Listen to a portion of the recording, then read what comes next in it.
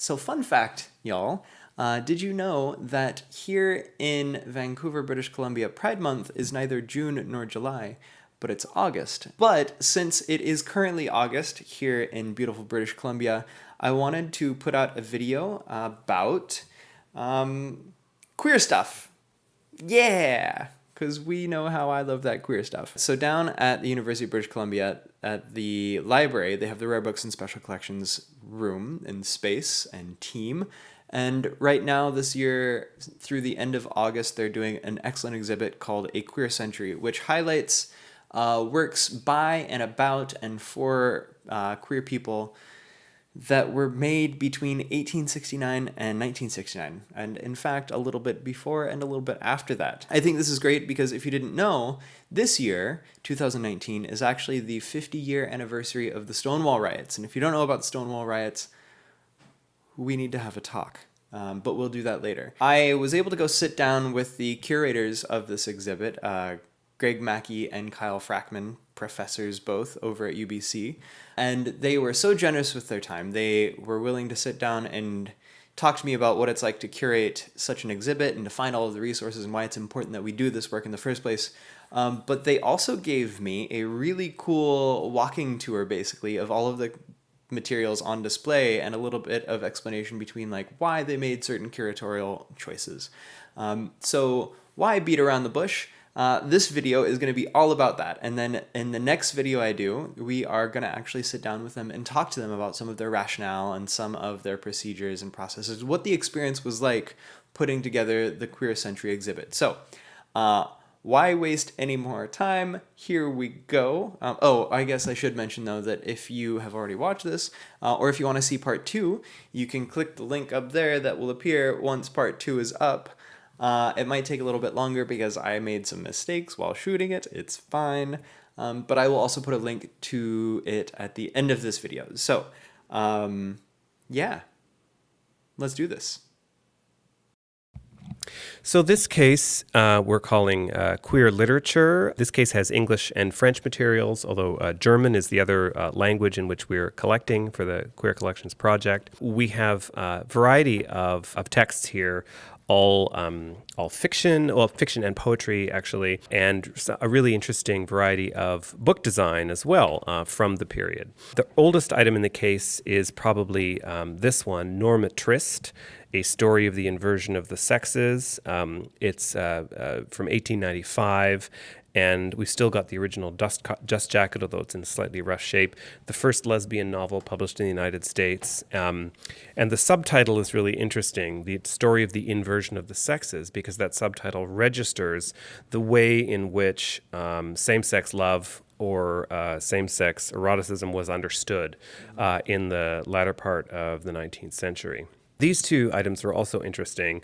Both the Charles Ford and Parker Tyler's The Young and Evil, with its striking Art Deco cover from 1931, is a sort of roman à clef about bohemian queer underground world in Greenwich Village in New York, but published in Paris, actually, so as to avoid obscenity laws in the United States and the UK. Another similar fictionalization of subcultural community is in Giuna Barnes' Ladies' Almanac, written and illustrated by a lady of fashion, as she puts it. Also published in Paris in 1928. Barnes, of course, is famous as the author of the modernist novel Nightwood, but this is a slightly earlier text of hers, which fictionalizes the lives and exploits of the circle of women around the salonière Natalie Clifford Barney in Paris. If we move on to this case, this one focalizes the theme. So all of our cases are different theme areas, and this is quote unquote friendship. So friendship being used romantic friendship in particular, particularly between men, a set of relations that really aren't understood or accepted nowadays, but were much more readily accepted in the latter part of the 19th and early 20th century, but also a euphemism too, also a euphemism for relations that were rather warmer than friendship. This is a particularly impressive looking book. It's a special edition of Walt Whitman's Leaves of Grass, which of course is famous for its idealization of particular kind of comradeship and male affection with these idealized, naked figures sitting on the grass and looking at the sky together. This is an extremely rare book, Desert Dreamers, A Romance of Friendship. Patrick Weston is a pseudonym for a notoriously louche writer in England in the early 20th century. The queer novelist Christopher Isherwood based his famous character Mr. Norris from his Berlin stories, Mr. Norris Changes Trains, on this guy. So this case is our most explicit case. It's the erotica case, and erotica is an essential part of queer experience and cultural production, and we would be remiss not to show it. One of the highlights, I think, in this case is the 2-volume first edition of Teleny, which is the first homoerotic novel in English. It's not the first novel to depict in explicit terms sexual relations between men, but it's the first novel whose plot is anchored by a central romantic relationship between two men. It was published anonymously in London, although the title page says Cosmopoli, sort of playful obfuscation of where it was actually produced. And there are legends that Oscar Wilde, or at least his circle, contributed to its writing, but I will squash those rumors right now. Wilde didn't have anything to do with it, although people in his circle may have contributed to it. It was probably written by a number of different people, although it's unlikely, I suspect, that we will ever learn who those people are. It's an extremely rare text, and UBC's mint copy, perfect copy, is one of only 7 that still exists. Do you know, for the materials in here that are in public domain, is UBC digitizing them when possible, or? We were actually just talking about this before we started the interview. One of the things that we're hoping to do is to, as a part of our ongoing collection and scholarly and teaching enterprise here, we want to assess which texts that we have in the collection and in the exhibition that might be well served by making them publicly available. So we do have a very robust digitization center here at UBC, and so we're probably going to be digitizing some of these things to make them more available, which will also bring more attention to the collection itself. Awesome. Very cool. All right. So the category for this case is queering gender. And so what we have here are a number of displays of gender and sexuality in a way to illustrate some of the many ways that people have thought about how genders and sexes can cross or be differently represented. One of the things we have here is this rare German magazine from the Weimar Republic era called Das dritte Geschlecht, which means the third sex or the third gender, subtitled Die Transvestiten, so the transvestites.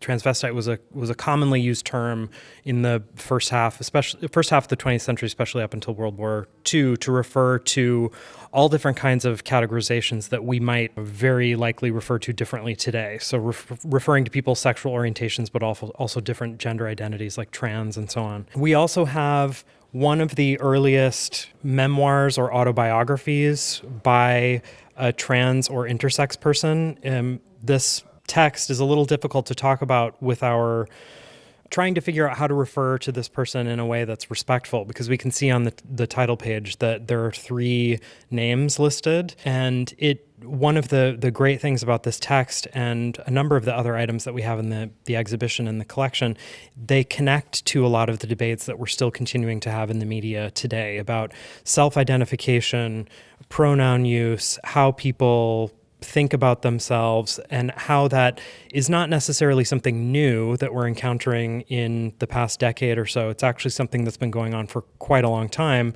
And so this is an illustration of the continuities but also discontinuities that we have in the history of sexuality that we're trying to document.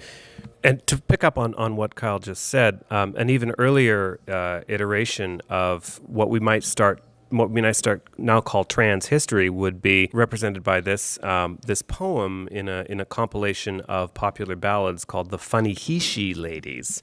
This records the exploits, I suppose, of a pair of biological males who dressed in women's clothes in London in the late 19th century, calling themselves Fanny and Stella. They gadded about the West End, and they were very naughty. They chirruped at attractive men in theaters, were arrested for an attempt to, I think the charge was an attempt to induce people to commit sodomy. But at that time, 1871, the various understandings of these things hadn't coalesced in the way that they currently exist, and they actually were acquitted. It became a cause célèbre, but we can actually see with this text compared to the Oscar Wilde materials 2 cases over, in 1895, so 24 years later, he was sentenced to prison, but Fanny and Stella, who went around in women's clothing, the culture still hadn't figured that out quite yet. This case is about sexology, medicine, and the law. And one of the things that we see in this case and a lot of the other cases is the tension and sometimes conflict over how people, again, identify themselves, but also talk about other people. And so one of the fantastic items that we have in this box is this text called Vindex, Social Juridical Studies on Man-Male Sexual Love from 1864, which is a little bit outside, so 5 years outside the time span of the exhibition, but we included it for a couple of reasons. First, it's extremely rare. It's extraordinarily rare, and UBC is very lucky to have a copy of this. Secondly, it's one of the first publications that talks about homosexuality as an identity. So Karl Heinrich Ulrichs, here writing under a pseudonym, makes the argument that homosexuality is actually an inborn trait, which is something that was a very small minority opinion at the time. He was depending on a lot of the developing science about genetics and natal development and so on. And he made this argument that this was something that people were born with, which was very different from a lot of the other ideas about sexuality at the time, which mostly depended upon the idea that people would become homosexual or have a different kind of sexuality because of bad behavior, or they were somehow seduced or influenced into it. Some other things that we have in this case include a first edition of Freud's The Interpretation of Dreams, Die Traumdeutung, which is not hugely sexual in its content, but it also points to some of the psychoanalytic and scientific underpinnings of a lot of the interpretations of how people become the various genders and sexualities that they are and that they have. So what we see illustrated in this display case, again, are some of these various ways of thinking about sexuality. So a common misconception about the development of the history of sexuality is that there's one stream going along the entire time that's regular progress, all people in agreement at various points about what sexuality might constitute. And this case, among some of the others that we have, illustrate that there were actually a lot of competing ideas about how people became the way that they were.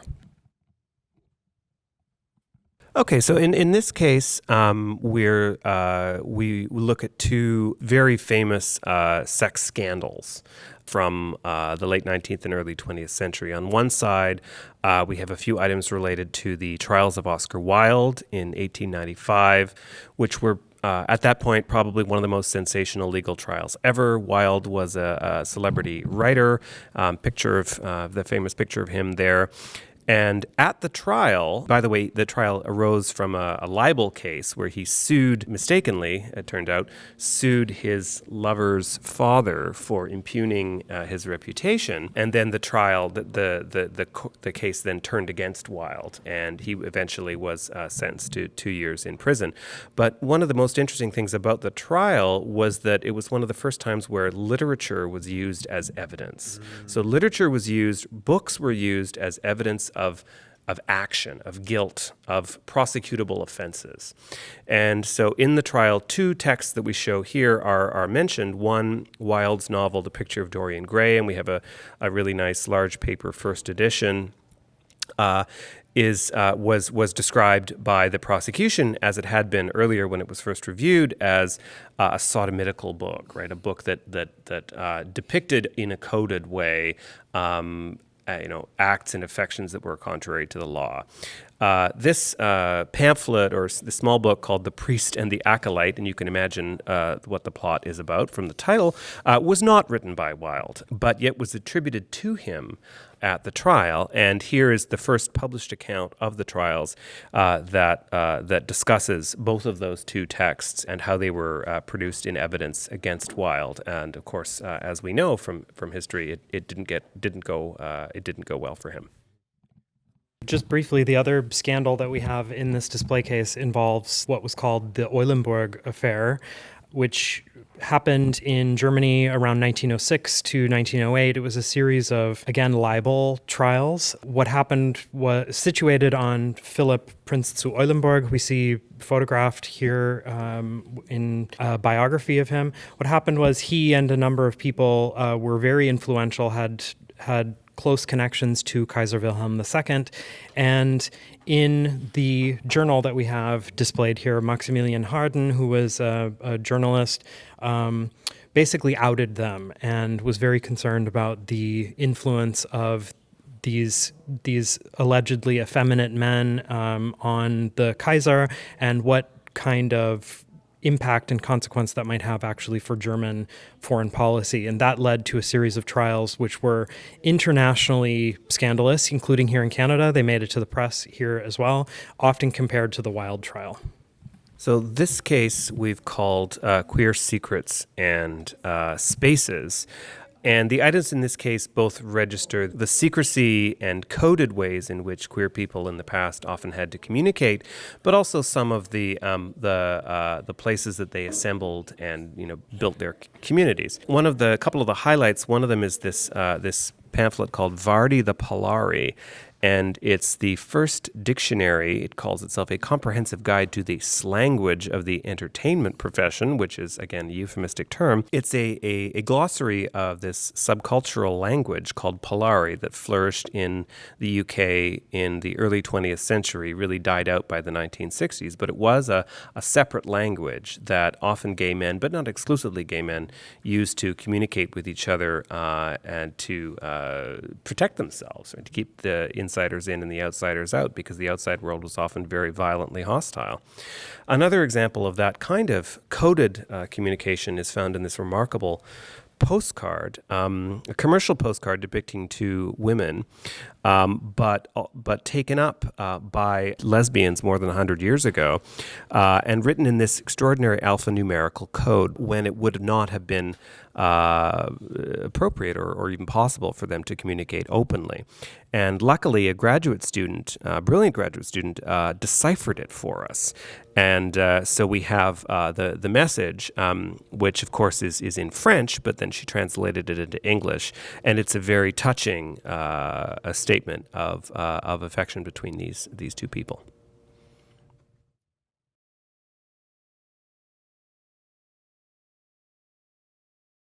We also have a remarkable item here. This is from a magazine from mid-20th century Germany that suggests to its readers how you can determine a person's sexuality from their handwriting. So graphology, now much discredited, of course, had a long afterlife after its high point in the 19th century. And here there are several examples of quote-unquote queer handwriting, one of which is actually Oscar Wilde's. And this is, yes, exactly. And this is something that that the magazine is offering for its ostensibly gay readers. If you want to figure out who else is gay, you just look at their handwriting and you can tell, right? This is the whole gaydar in writing idea. So this is, maybe I could ask later, but I'll just ask now. All of this, and like, so there's the Polari, there's the handwriting analysis, there's even the one that we were talking about earlier about the Vancouver, like how to tell. Do you, either of you know if that was ever over the years used kind of like against the community, where maybe folks in law enforcement were like, oh, well, actually, since we have these, like, especially since like much discredited rightology, I can't remember the word. What are East Germany and the Smell Archive? Oh, right. Yeah, we don't have an example of it here, but these kinds of things were absolutely used for law enforcement. And there are interesting connections between these things. I mean, one of the other magazines that we have here is an article that's shown is how do I protect myself from blackmailers, and gives tips for people for how they should behave and what they should do if they're concerned about that. But there's a long history of people in law enforcement using these kinds of categorizations for their own purposes, and to capture and sometimes extort things from the people that they were able to identify. And my own research relates to the history of sexuality in East Germany, where in fact the police and the state surveillance service did use these kinds of things to put lesbians and gay men under surveillance and then classify them, and then eventually use them for their own purposes of spying on other people. So these things were definitely used, because it's important to remember that we're talking about a period that at least through most of it, in these various international geographic contexts that we're talking about, the behavior, the affections, and so on that we're classifying and illustrating here were illegal. So the end point that we have here for the exhibition is 1969, with the announced decriminalization of homosexuality in Canada. And so what we see with a lot of this stuff leading up into that point was that it was actually very fraught, and in some ways very dangerous for people in this situation. In this case, across actually another interesting example of that same theme. So here we have a bunch of periodicals, mostly one big mainstream one, Maclean's, Canadian one, with an article that was very famous in 1964 called The Homosexual Next Door, but a lot of other ones that were produced by and for a queer readership. And this one here, probably the best known, published out of California in the 1950s and 60s, speaks directly to the anxieties of the Cold War. Are homosexuals security risks, with the faces blanked out and a text in Russian in front of them. So it very clearly registers the lavender scare, as it was known at the time, when, particularly in the United States, but in other NATO countries as well, queer people who were civil servants, who worked for the government, were subjected to a lot of scrutiny and often fired from their jobs because they were considered to be liable to be blackmailed, and were therefore considered in the Cold War atmosphere at the time to be security risks. Yeah, I joined under Don't Ask, Don't Tell. Right. And I remember thinking to myself, like the few months before I shipped out, I have a lot of things on my hard drive that I need to delete. And I deleted them. And it ended up, like, I think 2 years after I joined, Don't Ask, Don't Tell got repealed. But just having that sense that, oh, well, there's something about me that like will get me in trouble, and what sacrifices you kind of make in terms of like what you have and what you don't. So, yeah. This is not distant history in other ways, not at all. Right. That's one of the reasons that I'm so excited to feature this. Is like, well, I mean, I love queer history. It's super important that people need to understand. Like, when we're talking about history, we're not talking about so far back. Right. No. There are still people alive. Absolutely. A lot. A lot. Yes. Yeah. So this case is about the category is classicism, youth, and body culture. And one of the most important things that we have here in the collection and in the exhibition is this central item here in the display called Musqueam, a memorial book from 1907. And this was produced and published by the circle of artists, poets, and intellectuals around the poet Stefan George, most of whom were active in Munich in Germany.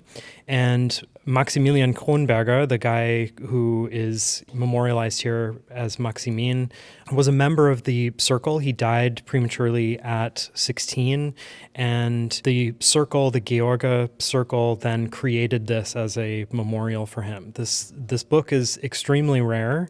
It's one of only 200 numbered copies that were printed, and UBC is lucky to have this. This is part of a movement and an ongoing trend that we have that's illustrated in the other items here as well, where, as we've been talking about with other display cases, there's often a code or some kind of aesthetic trend that relates to the presentation of gender and sexuality. And one of those for a couple of centuries has been the allusion to classical themes. So Greek love was often a code or a euphemism for homosexual affections, and we see that illustrated in a number of these things. We also see descriptions of how people can use these kinds of classical allusions and so on for other artistic movements. And so we see some of these publications around the turn of the 20th century showing modernist developments, Jugendstil, Art Nouveau, and so on, also taking up some of these classical themes. This painting on the wall was lent to us by a local collector.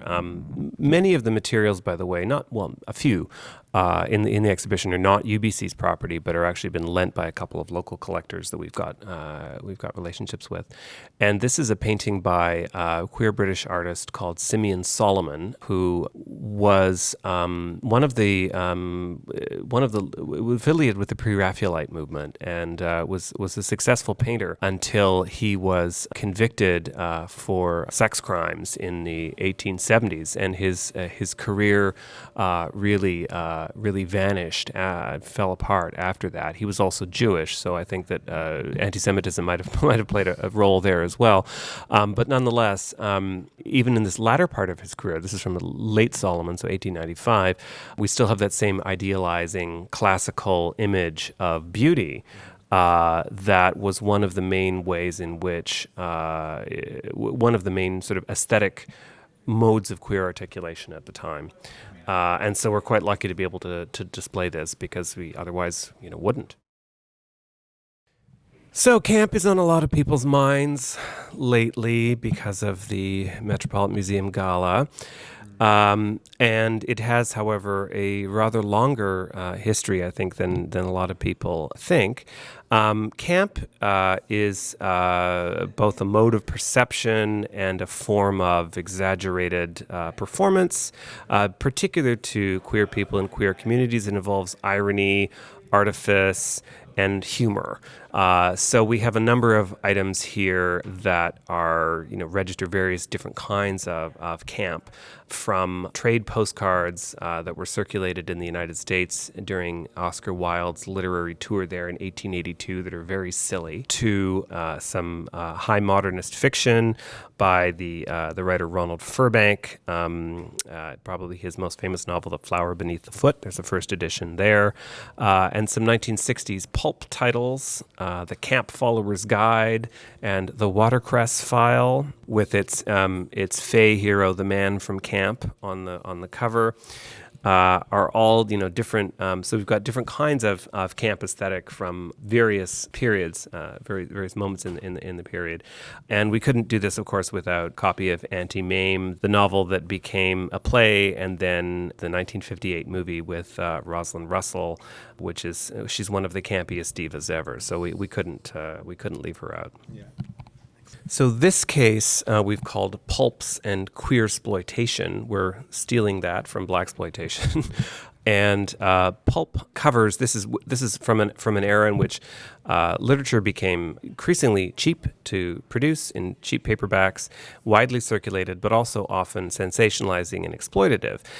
What happened, however, was a lot of queer and sexually non-normative material was marketed. sometimes to straight people, sometimes not in this way.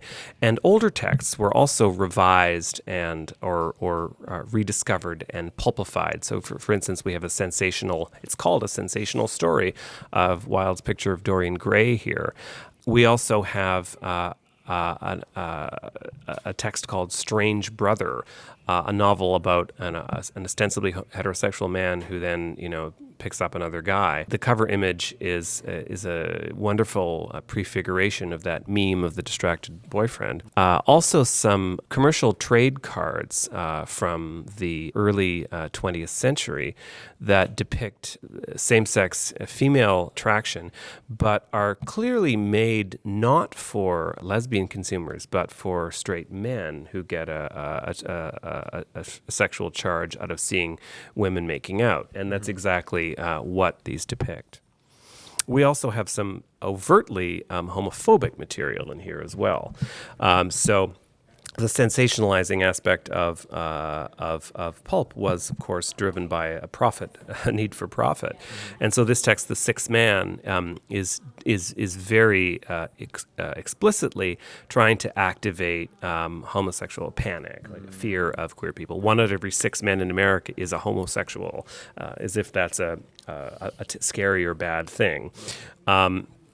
And we also have a pseudo medical case study called The Homosexual here, which registers the longevity of the medical case study, which originates in the 19th century, as a way of configuring and understanding queer people's lives, often for a straight audience, but also perhaps for a questioning audience, for people who are questioning their own identity and their own sexuality.